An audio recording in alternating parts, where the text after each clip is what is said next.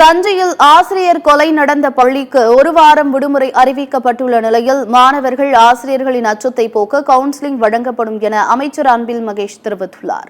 தஞ்சையில் செய்தியாளர்களுக்கு பேட்டியளித்த அவர் ஆசிரியை கொலை செய்யப்பட்டது மிகவும் வேதனைக்குரியது என்று தெரிவித்தார்.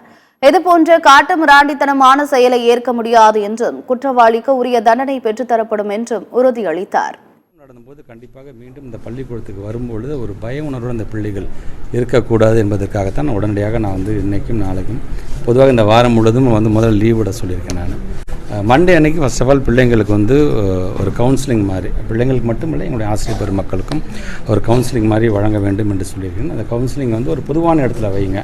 பொதுவான இடத்துல அந்த கவுன்சிலிங் முடித்ததுக்கு பிறகு அந்த கவுன்சிலர்ஸோடைய அந்த கருத்தின் அடிப்படையில் நார்மலாக இருக்காங்க, இனிமேட்டு அவங்க பள்ளிக்கூடத்துக்கு போகலாம், பணிக்கு போகலாம், படிக்க போகலாம் என்று அவங்க சொல்லுகின்ற பட்சத்தில் மீண்டும் பள்ளிக்கூடத்திற்கு எப்போதும் போல அந்த பாடம் நடத்துகின்ற அந்த பணியில் ஈடுபடுத்திக் கொள்ள வேண்டும்.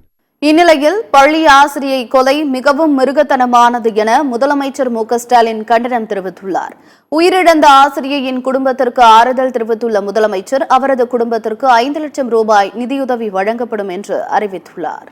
இந்நிலையில் பள்ளியில் ஆசிரியை கொலை செய்யப்பட்டதற்கு எதிர்க்கட்சித் தலைவர்கள் கடும் கண்டனம் தெரிவித்துள்ளனர். தமிழகத்தில் சட்டம் ஒழுங்கு சீர்கெட்டுள்ளதாக அதிமுக, பாஜக, பாமக, தேமுதிக, நாம் தமிழர் உள்ளிட்ட கட்சிகள் குற்றம் சாட்டியுள்ளன. திமுக அரசையும் எதிர்க்கட்சித் தலைவர்கள் கடுமையாக விமர்சித்துள்ளனர்.